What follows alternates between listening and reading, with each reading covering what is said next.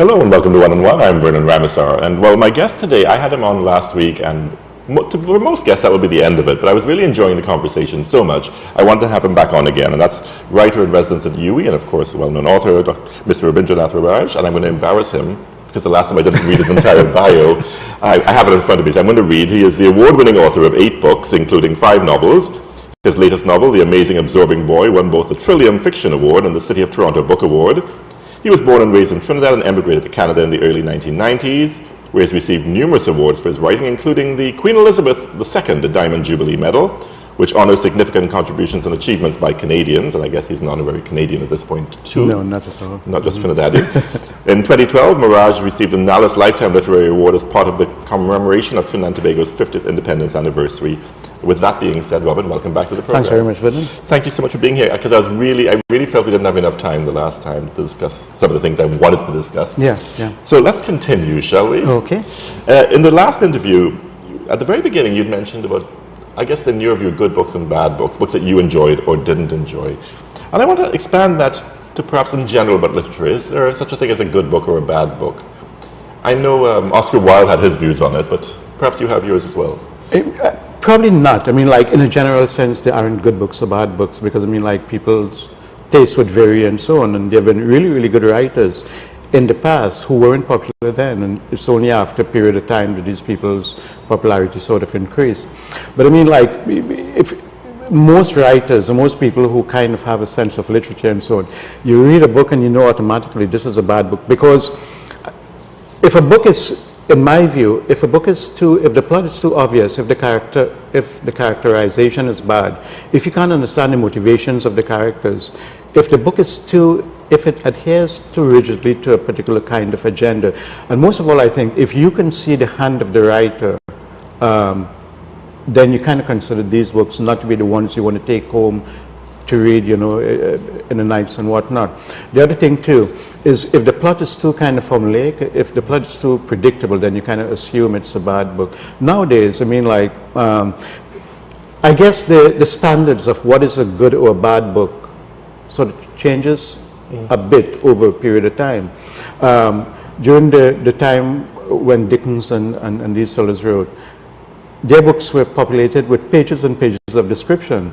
Nowadays, if somebody decides to write, prose, exactly. If somebody decides to write that way now, they probably wouldn't get published and so on. But I think a good book is a book that has a particular kind of idea and where there's a certain kind of integrity at play, and you know that the author isn't trying to manipulate the reader, and you get a sense that this book, the writers thought of this book at length, and he or she knows what they want to do.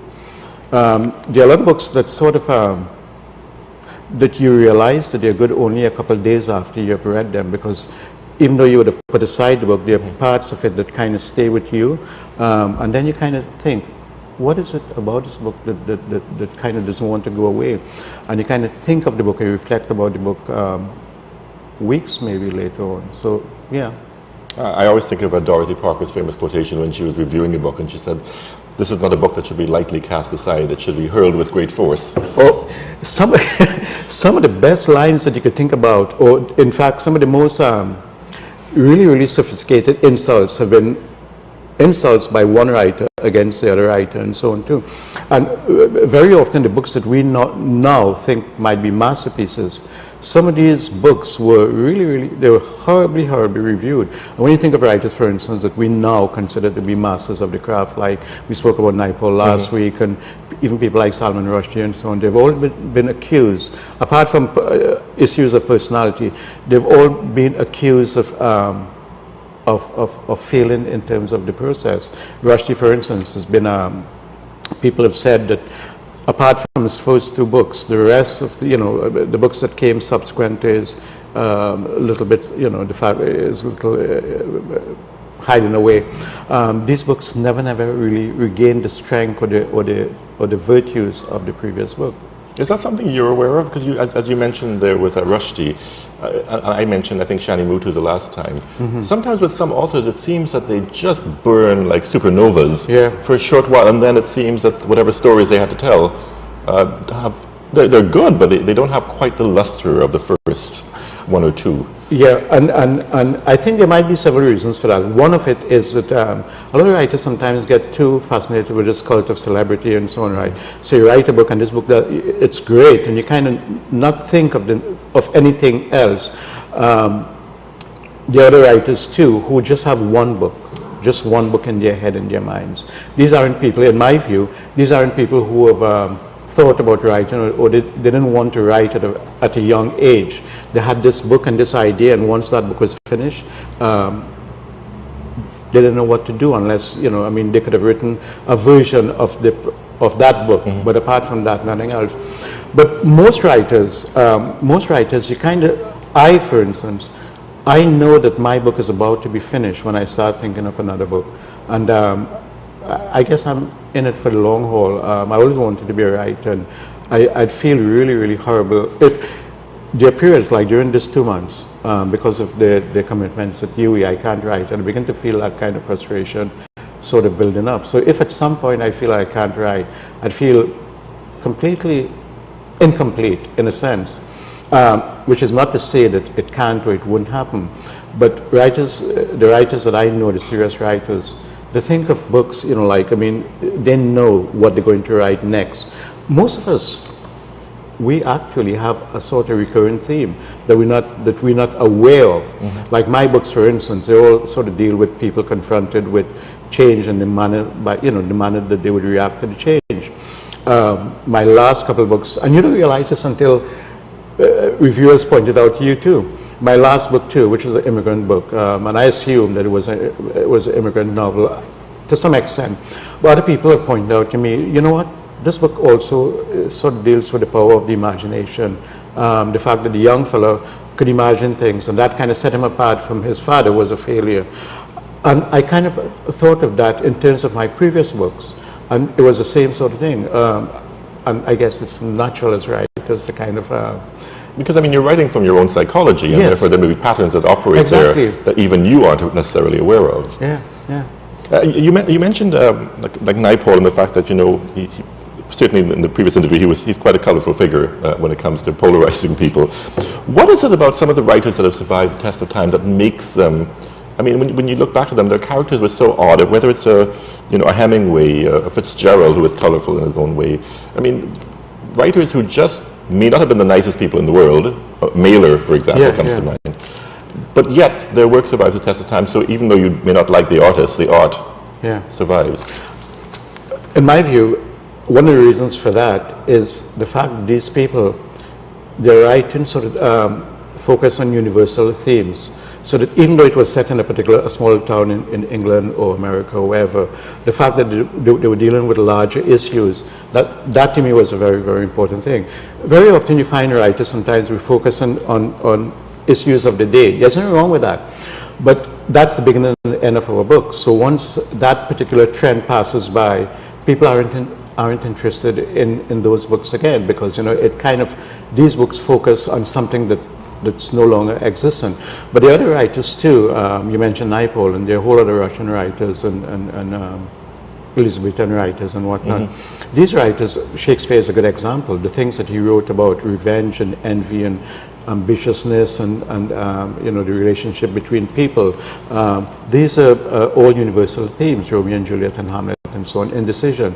So his plays would kind of survive, and people who write books, and the writers who think of this too, the writers who deliberately decide that even though my book is going to be set in Trinidad or in France or Canada and so on, I want to attach a larger significance or a more universal kind of, give my stories a more universal kind of appeal, so that it's going to survive beyond the next 10 or 15 years and so on.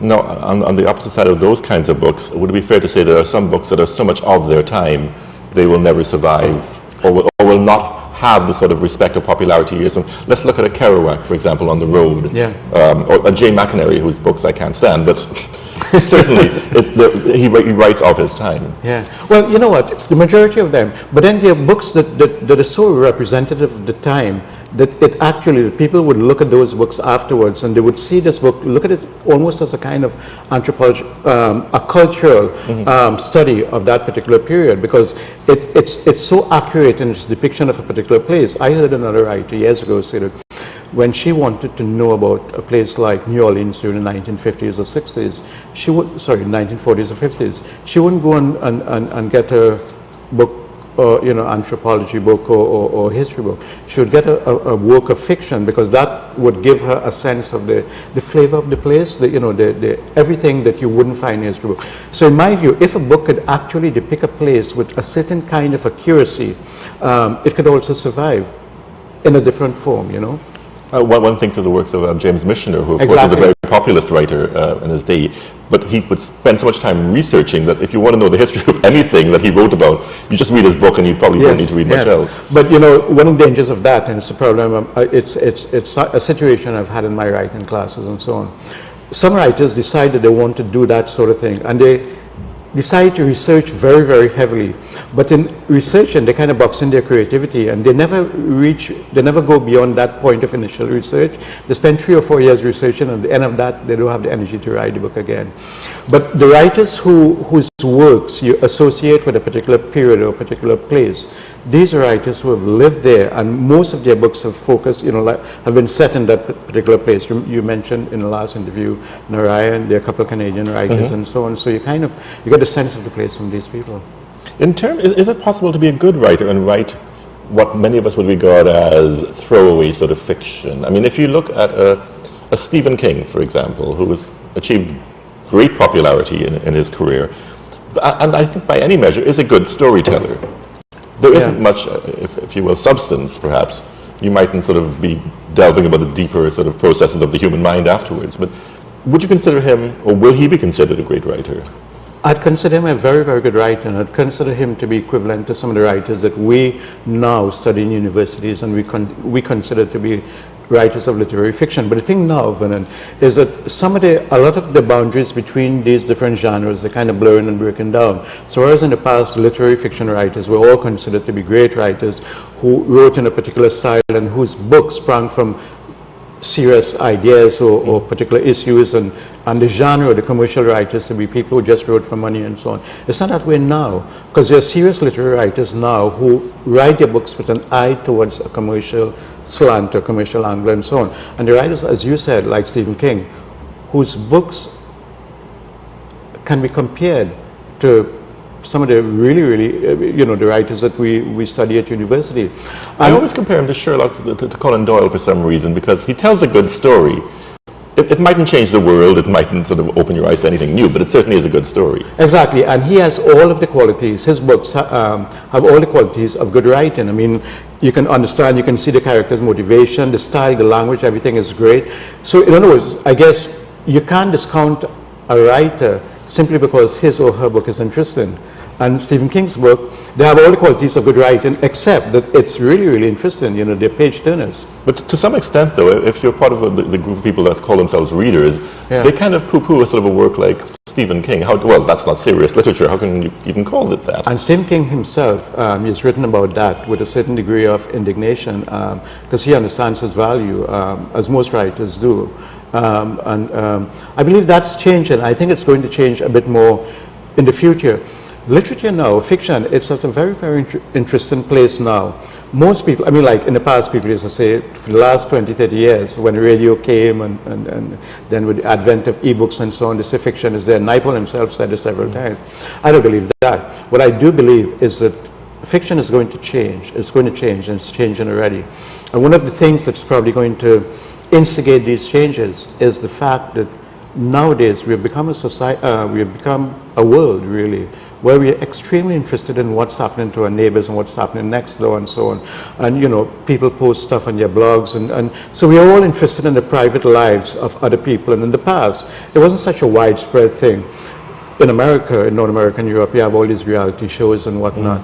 So the small little mundane, trivial events that form the basis for a normal person's life, this is going to become increasingly, I think, a part of literature. And I know that sounds horrible, and it makes it seem to be... Well, except to some extent, the reality shows in many cases, because of editing, are more scripted than the average book, aren't they? Exactly. So in fact, it's a distorted version of reality, whereas a book can perhaps be a more accurate portrayal of reality than any reality show. And I think this is going to... You've hit the nail on the head here. I think this is where good fiction is going to be different. Because, I mean...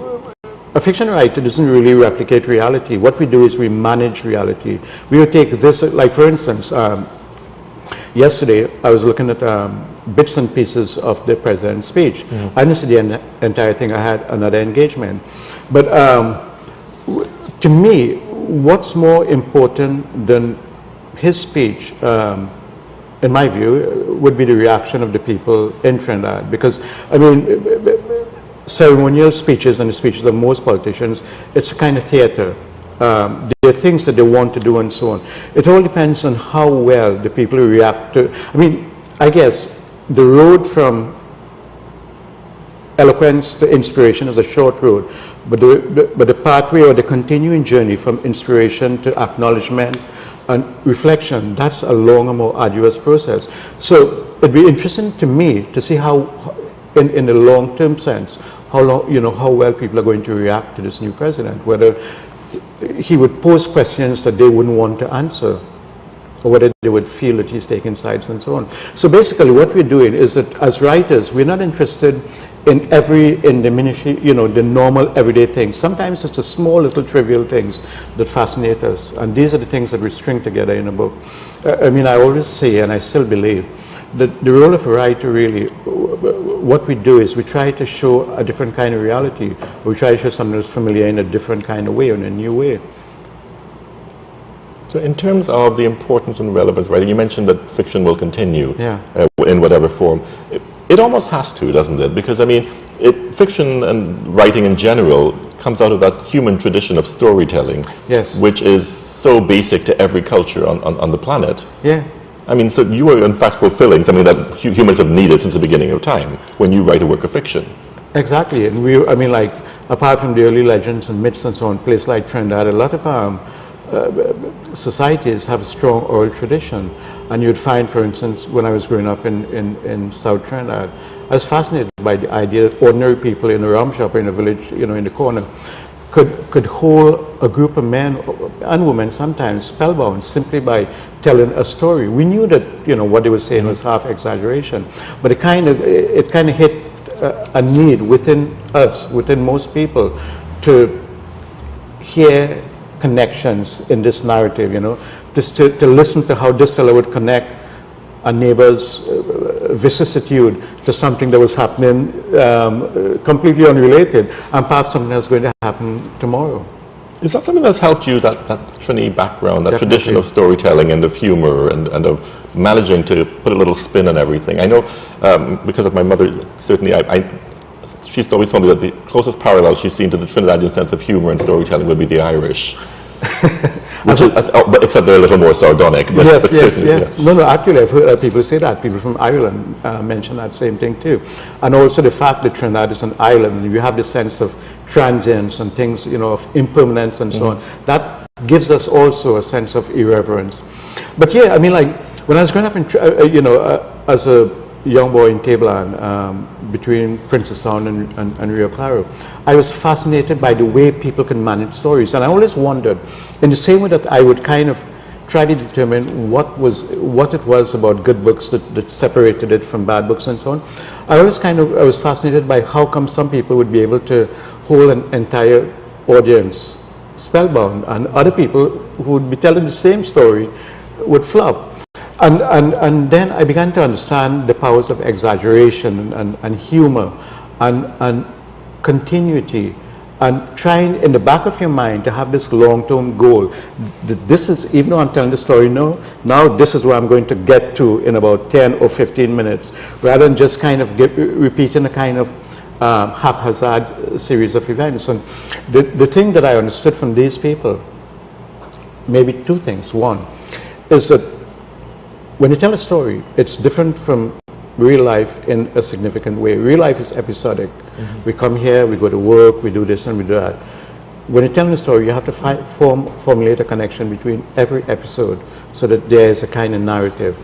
And the other thing too that I kind of understood in these people's, the early stories that I heard, was that in fiction or in stories or in any kind of narrative, the stakes are higher than real life. In real life, for instance, there would be, let's say, some rich grocer, and he would be doing a lot of nonsense and he would get away with it.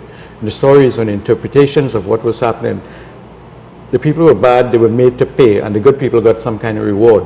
So I understood that then, that in stories we needed this to get a sense that there was something right with the world, that the good people were rewarded and the bad people were punished. It almost it kind of created a certain kind of... And almost kind of a moral order that exists in the world of fiction. Yeah. That was actually something I wanted to ask you, and that perhaps even more and more because of television and other influences, our expectations of stories are, perhaps especially so because of American television, of happy endings. Everything is sort of like Oprah, tied up nicely at the end, and it's wonderful. It's not necessarily easy to write a book that way, because that isn't necessarily reality, is it? No. And in fact, but you know the audience may expect it. The audience may expect it, and I think what I try to do is, I wouldn't want a happy ending, because as you said, that's not real life. What I try to do is I try to create a certain kind of resolution that would still give the readers a certain kind of satisfaction or happiness, and that is, you kind of allow the protagonist, the main character, to get some kind of self-awareness, so that even though he or she is still locked up in this jail, they kind of understand their condition better, or they understand their relationship with the world better. And that's what writers try to do. We try to allow people to understand, to reevaluate their relationship with the world, with the society in which they live, and so on. So even though you can't have a happy ending, what you do is you give the reader something that would make him or her happy. Usually it's some kind of self-awareness in terms of the characters. No, I suppose one of the advantages of reading that sort of makes us feel better about ourselves is the fact that we're very restricted in our actual real lives to a first-person narrative. Yes. Whereas in literature, you have, well, you as a writer have to live more lives than one. Yes. But you certainly get to weave different perspectives altogether. That must be challenging, though, in terms of believability. I mean, how do you approach that? I mean, you can't, it must be awkward writing an entire book from one perspective. You want to weave stories together. Yeah. Well, it all depends on the story too. There are some stories that you need to tell in the first person. If, for instance, I want to create a greater intimacy, if the story demands a greater intimacy with the reader, I'd use the first, or some cases even the second person. If I want to create a kind of confessionary mode, I'd use that. But if I find that the story is one in which I need to create a larger canvas, if I want them to know, if I want my readers to know things, perhaps certain historical or cultural things, or bits of description and so on, then I'd use the third person and so on. If I'm writing the book in the first person, though, what I have to do is I have to think very, very carefully about the voice, about the character, about everything that I can know about him or her. I have to know before the book begins. So, for instance, I'd kind of consider, what was his first pet like? Did she have a favorite color? What's the first thing she was afraid of? A lot of the stuff I'm not going to use in my books, but it's almost as though I have to interrogate my characters. It's you fleshing out the character for yourself. Yeah. We have about 3 or 4 minutes left. I have to ask you about some of the... obviously, you as a writer feel that you're writing important literature, a good story that you want to tell, and you would like people to read it. On the other side of that, there is the sort of tsunami-type writers that they suddenly wash in and you can't avoid them. And the chief amongst them, and he's threatened to release another book now, is Dan Brown. What do you make of a writer like that, where formula seems to be providing endless heaps of cash? So he's not, I mean, he's doing well with the whole idea of a formula. Yeah. Well, you know what, I guess I have mixed feelings about writers like that. As mentioned to you following the interview last week, the best-selling book last year, and the book that kind of saved my company, Random House, from going under, was a book called 50 Shades of Grey. Now this book is in the view of most people, complete nonsense. But I have to confess I haven't read it, but I've seen everybody talking about it. Yeah, but it's so popular. And by the way, this book became popular because it was written at the right time, the time of Kindle and ebooks and so on. So people didn't have to worry about reading a book on the train where the cover would show. Or getting brown paper and wrapping your hardcover. Yeah, but I kind of wonder, what is it about these books that are horrible? What is it that's the appeal? And I don't want to discount them altogether.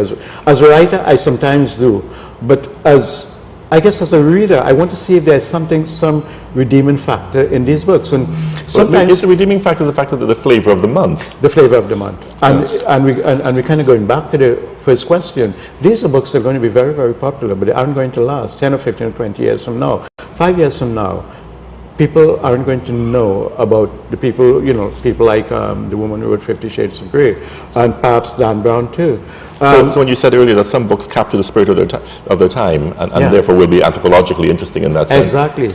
But a book has to capture the zeitgeist, and something like this just captures the public imagination for a brief, short while. Yes, and they probably reflect something, a particular need of the public at this moment in time. And sometimes these writers kind of think of this too. I know Margaret Atwood, who is a great Canadian writer. One of her real skills as a writer, she kind of predicts or she anticipates what's going to happen, what's going to be the public discussion over the next couple of years. And she writes books that sort of reflect that. But these are the people too, maybe they're just lucky, or maybe they've kind of hit on a kind of formula.